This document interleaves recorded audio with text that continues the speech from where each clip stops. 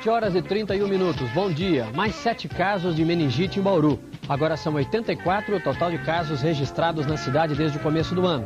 No Hospital de Base de Bauru, mais uma ala foi transformada em isolamento só para atender os doentes da meningite.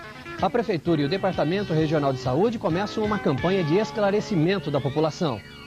Sucessão estadual, aliança do PTB com o PMDB, é o assunto de NPS. Montoro e Jânio conversam de novo sobre a sucessão. O Plano Cruzado completa 4 meses neste fim de semana. Os consumidores estão fiscalizando os preços de tabela na mão? Nós vamos conferir daqui a pouquinho. A indústria do suco e os produtores de laranja ainda não chegaram a um acordo quanto ao preço da caixa. Joamir Betting. O preço da laranja não saiu ontem, vai ficar para segunda-feira, depois da Copa. Os açougueiros decidem, voltam a vender carne bovina por mais 10 dias e vão para Brasília hoje tentar falar com o ministro Funaro. A suspensão do diretor da penitenciária do estado por 30 dias agrava a crise no sistema carcerário. Percival de Souza. Guardas da penitenciária da capital fazem greve e conversam logo cedo com o secretário da Justiça. Futebol. Ontem mais uma rodada do Campeonato Paulista. Os times grandes continuam perdendo pontos para os pequenos. Aqui no Bom Dia você vai ver os gols da rodada. Copa do Mundo. É com você, Luiz Alberto Volpi. Bom dia. Bom dia, Tramontina. Hoje saem os finalistas da Copa. Você vai saber como estão França e Alemanha e Argentina e Bélgica para as decisões.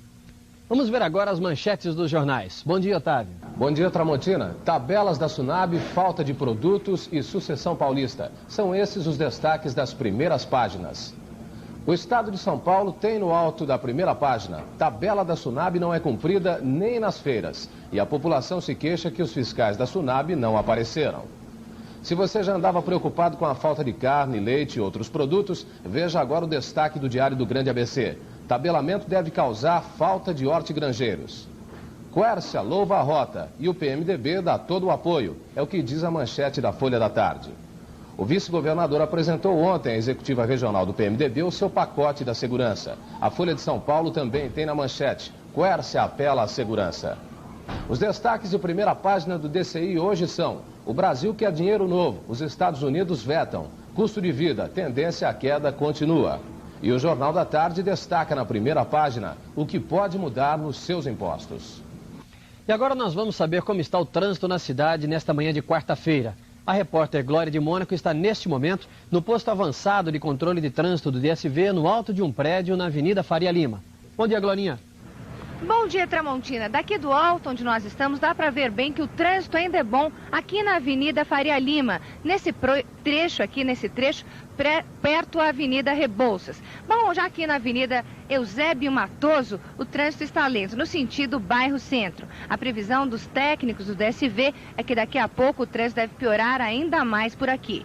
Outro ponto congestionado é o trecho da Avenida Washington Luiz, entre a Rua Jone e a Rua Palacete das Águias. A opção, nesse caso, para o motorista é a Avenida Vereador José Diniz. Já na zona leste da cidade, do outro lado, a Avenida Radial Leste está com o trânsito lento, tão lento quanto o da Avenida Eusébio Matoso, no sentido bairro Centro. O motorista que ainda vai sair de casa deve tentar fugir pela marginal do Tietê. Mas se o trânsito vai continuar complicado, o dia pelo menos vai ser de sol e céu azul. Na capital, a máxima deve chegar aos 26 graus. No interior, aos 29 e no litoral, aos 27 graus. Aqui na capital, o dia promete ser bem bonito. Vejam só, nós ainda temos uma lua minguante no céu. Um bom dia, Tramontina. Bom dia, Glorinha. Aumenta o número de casos de meningite no oeste paulista. A Prefeitura de Bauru começa hoje uma campanha de esclarecimento sobre a doença. Veja a seguir, logo depois dos comerciais.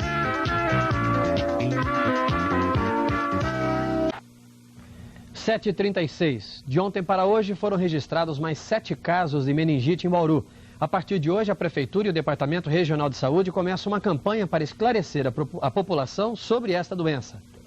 O objetivo da campanha é mostrar à população que o surto é de meningite linfocitária, um tipo benigno diferente da meningite meningocócica, que pode levar à morte em poucos dias. O surto começou nos primeiros dias de junho e até hoje foram registrados 78 casos, a maioria em crianças com menos de 5 anos.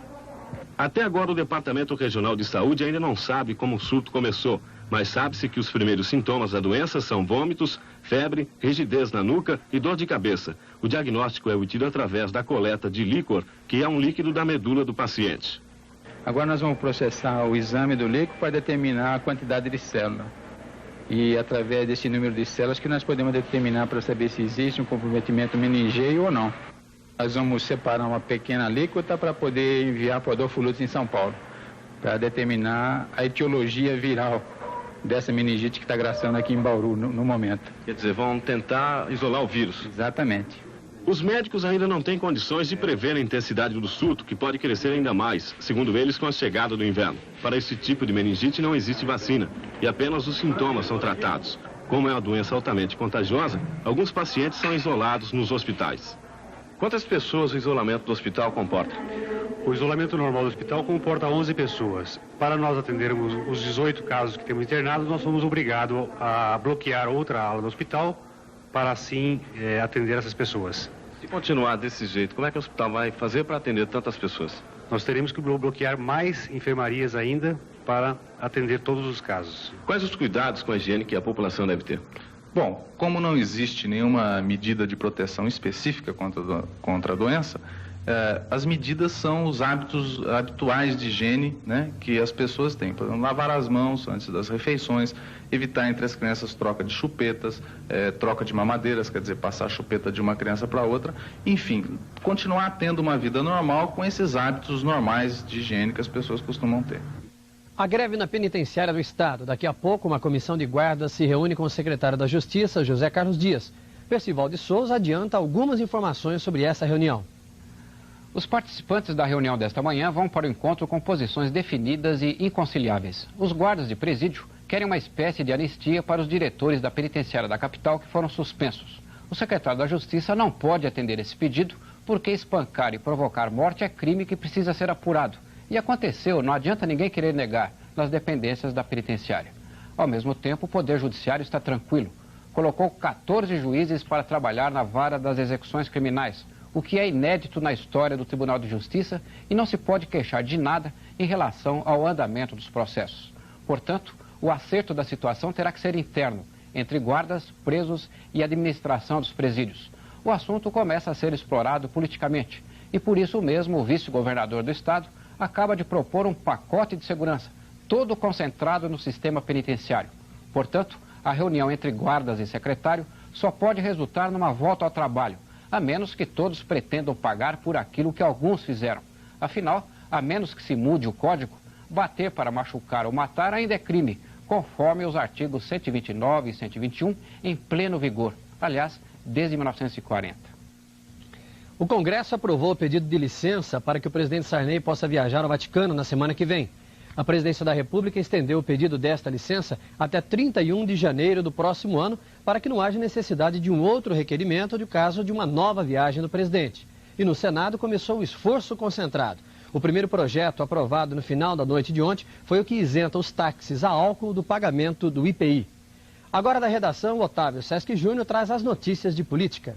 O dia dos candidatos ao governo de São Paulo. Orestes Quercia, do PMDB, passa o dia no escritório político e se reúne com lideranças do partido. Antônio Hermílio de Moraes, do PTB, está com a agenda carregada. Agora cedo visita o Varejão de Pirituba e na hora do almoço se reúne com lideranças políticas. À tarde passa o dia no bairro da Lapa. Já o candidato do PDS, Paulo Maluf, vai se reunir com as lideranças do partido. Ainda não se sabe a hora nem o local. E o PT não forneceu a agenda do candidato Eduardo Suplicy para hoje.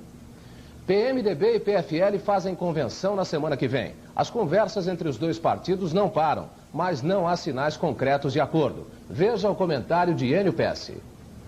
O governador Franco Montoro e o prefeito Jânio Quadros, que já conversaram pessoalmente sobre sucessão na semana passada, estão trocando agora telefonemas sobre o mesmo assunto. Porém, as informações disponíveis indicam que ambos continuam nos entretantos e está difícil chegar aos finalmente. Isto é, está difícil uma coligação PTB-PMDB para lançar um candidato comum a governador. O PTB, de outro lado, que marcou a sua convenção para o dia 5 de julho, vai lançar apenas Antônio Hermílio como candidato ao governo, deixando em aberto os cargos de vice e senador. O PTB, evidentemente, dá mostras de que acredita que seja possível uma composição com outras forças políticas. Talvez porque sabe que Jânio vai conversar com os dirigentes do PFL que voltaram do México. Mas o encontro ainda não tem data marcada e o resultado é imprevisível. Daqui a pouco, o consumidor e o novo tabelamento de preços. E os açougueiros de São Paulo vão protestar em Brasília. Você vai ver já já.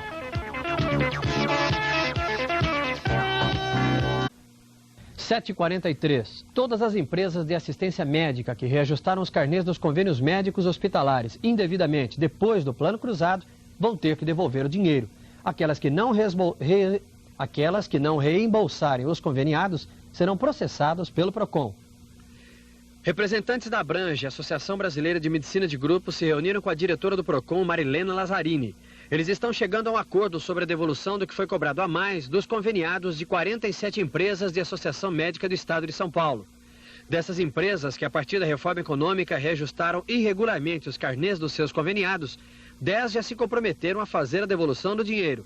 São elas: Blue Life, Medplan, Amico, Hospital Nossa Senhora da Penha, Conasa, Hospital 9 de Julho, Medcross, Hospital Nacional, Unimed e a Minter. Qual a orientação para o conveniado que agora vai ter devolução do que pagou a mais? Bem, eles devem procurar na empresa a devolução desse valor, não só aqueles que vieram trazer reclamação ao PROCON, mas todos os conveniados devem buscar a devolução. O que vai acontecer com as empresas que não chegarem a um acordo? A questão vai ser discutida na esfera judicial, além da esfera administrativa, que será providenciada pela SUNAB, e na esfera punitiva, através de um trabalho da polícia. Os supermercados estão com os preços remarcados há 2 dias depois que o governo lançou uma nova lista de preços. Mas desta vez, os fiscais do Sarney perderam um pouco o entusiasmo dos primeiros dias do plano cruzado.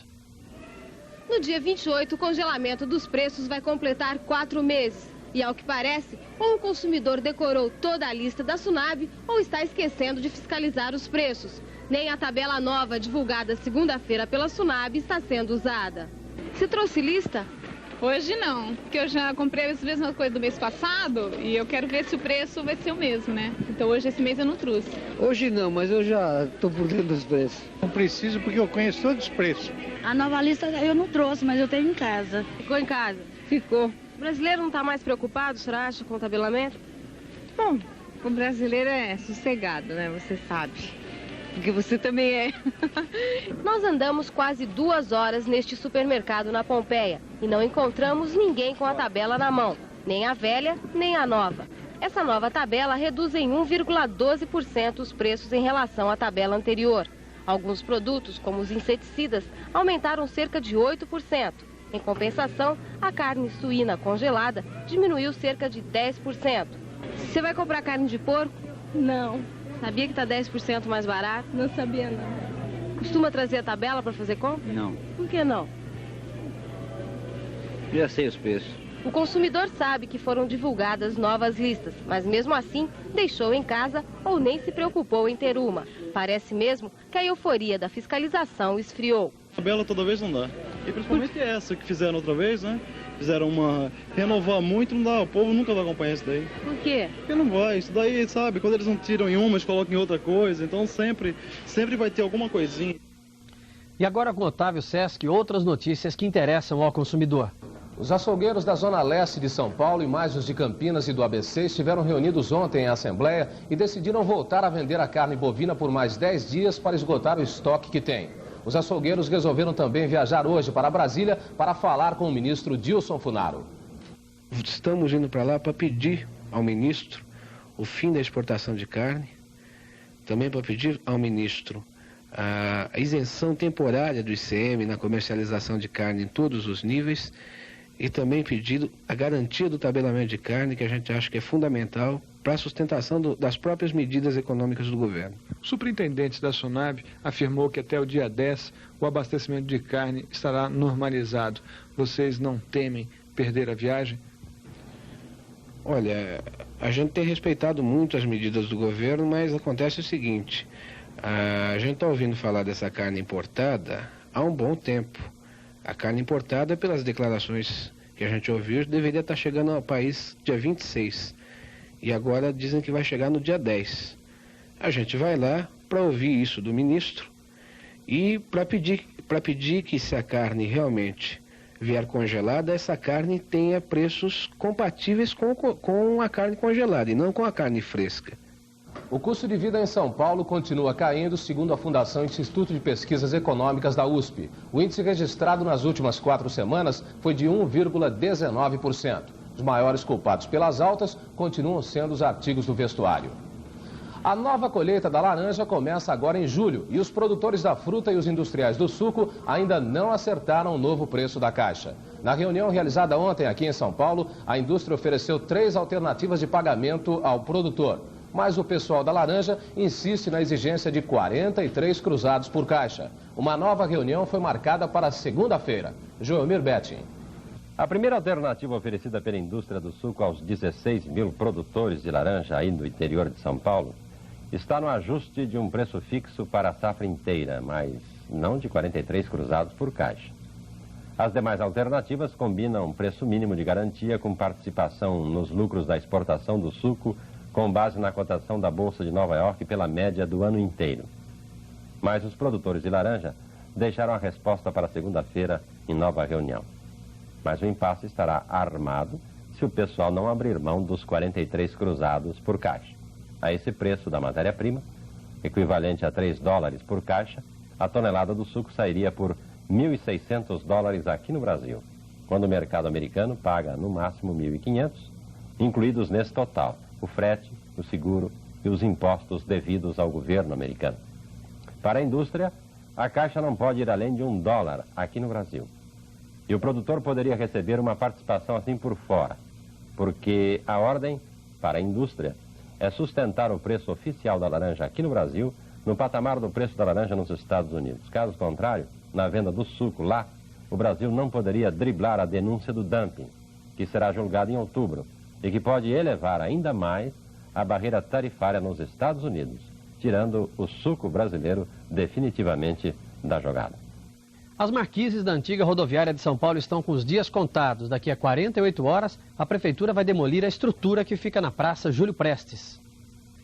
A antiga rodoviária de São Paulo foi desativada há 4 anos, quando entrou em funcionamento o terminal rodoviário do Tietê.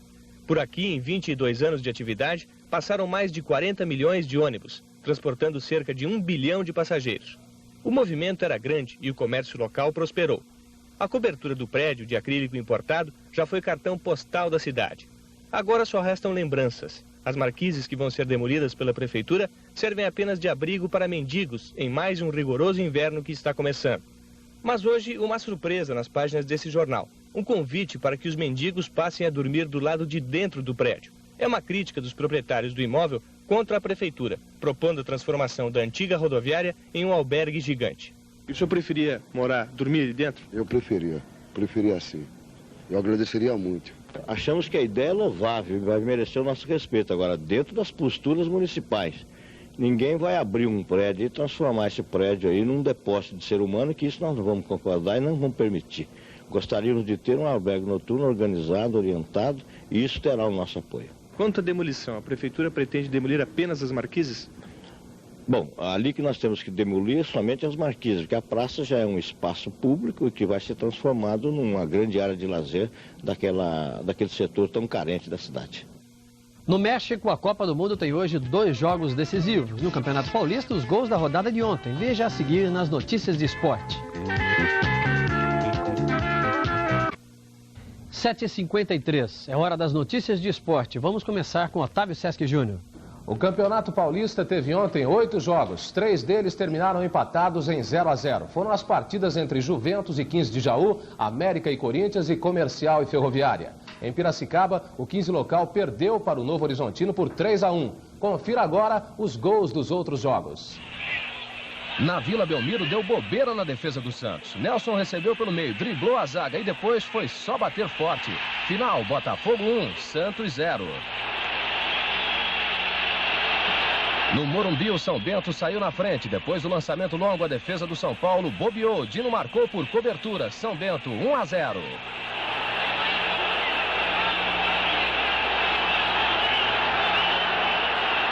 O empate do São Paulo saiu depois do passe de Bernardo. Marcelo recebeu no meio e tocou de pé direito.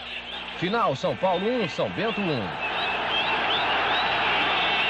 Em Campinas, jogaram Guarani e Portuguesa. João Paulo foi derrubado na área. O juiz deu pênalti. Neto foi lá e cobrou. Guarani, 1-0.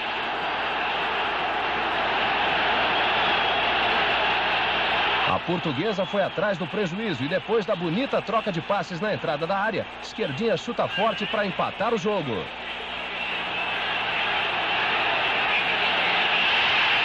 É gol, veja de novo. Final de jogo, Guarani 1, Portuguesa 1. E em Mogi Mirim, o Mogi não deu chances à Ponte Preta. Depois do lançamento da esquerda, Bugrão chutou forte no ângulo e marcou o único gol da partida. Final, Mogi 1-0. E a seleção brasileira voltou ontem cheia de planos. É assim mesmo, quem voltou faz planos para o futuro. Mas quem está no México continua em busca do caneco. Vamos ver agora as notícias da Copa do Mundo. Bom dia, Volpe. Bom dia, Otávio. Os finalistas da Copa do Mundo serão conhecidos hoje. França e Alemanha jogam às 3 da tarde em Guadalajara. Argentina e Bélgica fazem a segunda partida às 7 da noite na Cidade do México. O critério de classificação não muda. Se houver empate no tempo normal de jogo, prorrogação. Se o empate persistir, a decisão será nos pênaltis. E a Alemanha chegou em Guadalajara esbanjando humildade. Modestamente, os alemães fizeram questão de afirmar que os favoritos para esse jogo são os franceses. No aeroporto, o técnico Beckenbauer deu uma rápida entrevista coletiva. Disse que estava muito feliz de chegar às semifinais, mas apontou a França como favorita do jogo. Rummenigge, a maior estrela da seleção, mas que ainda não brilhou nessa Copa, disse que prefere começar jogando para tentar ajudar o time a decidir o jogo nos 90 minutos. Ele reconhece que não tem condição física para aguentar uma prorrogação, mas o seu palpite é de que o jogo terá mesmo prorrogação e até pênaltis, ou seja, uma repetição da semifinal de 82 na Espanha, quando a Alemanha venceu. Só que agora ele acha que a França está melhor do que 4 anos atrás. Mas a França tem um sério desfalque para o jogo de hoje à tarde. O atacante Rocheteau se machucou e não vai jogar. E para evitar maiores complicações, só ontem os franceses fizeram um treino leve no estádio Jalisco. Parecia um time ainda preocupado em poupar energias, pelo desgaste do jogo com o Brasil e pela possibilidade que o jogo com a Alemanha não seja menos duro. O meio-campo Alain Giresse já disse que nessa Copa só a bola não sofre com a altitude e o calor. Até aqui os franceses resistiram bem. Derrotaram a Itália pela primeira vez em jogos oficiais em mais de 60 anos. E a vitória sobre o Brasil, que teve um gol parecido com esse, também foi a primeira em jogos oficiais. Falta agora superar o trauma dessas imagens de 82, quando a mesma Alemanha, adversária de amanhã, eliminou a França da Copa da Espanha na cobrança de pênaltis. Platini, que na decisão com o Brasil errou o primeiro pênalti de sua vida, voltou ao local do erro. Aproveitou a bola ajeitada pelo técnico Henri Michel e dessa vez acertou. Se a decisão chegar outra vez aos pênaltis, Platini vai estar melhor preparado. Agora o jogo da noite, Argentina e Bélgica. Os belgas que chegaram ao México desacreditados passaram um dia tranquilo em sua concentração. A Bélgica estreou perdendo para o México. Depois conseguiu uma vitória sobre o Iraque e um empate com o Paraguai. Ficou em terceiro lugar no grupo. Na segunda fase da Copa, a Bélgica surpreendeu a todos e eliminou a União Soviética, que era considerada favorita. Os belgas voltaram a surpreender nas quartas de final e despacharam também a Espanha. Gerrit diz que chegando às semifinais, eles já conseguiram mais do que haviam previsto para este Mundial e vão jogar sem a obrigação de ter que vencer. Baffi está confiante e diz que não tem medo da Argentina, que a Bélgica tem tantas possibilidades quanto seu adversário de amanhã. E uma partida não se ganha na véspera, se ganha no campo. Mas para os argentinos, não será a Bélgica quem vai impedir que sua seleção chegue à final. Para eles, a Argentina é a favorita nesse jogo, porque tem maiores valores individuais, mais craques. Ontem, os argentinos também fizeram apenas um treino para descontrair. Às vésperas do jogo com a Bélgica, os argentinos não parecem preocupados com o adversário que derrotou sua seleção na Copa de 82 por 1-0. No bate-bola, Maradona, que já fez gol de mão nessa Copa, mostrou a boa forma. Sob a orientação do técnico Bilardo, o goleiro argentino foi exigido nas bolas altas e chutes a curta distância. Pumpido só não treinou cobrança de pênalti, sinal de que a Argentina pensa em vencer a Bélgica nos 90 minutos, ou no máximo no tempo extra. O Bom Dia São Paulo de hoje termina por aqui. Nós estaremos de volta amanhã às 7h30 da manhã, em ponto, com mais notícias e informações. Até lá e muito bom dia. ZYB 850, Rede Globo, São Paulo. Logo mais, 12h20, SPTV, primeira edição.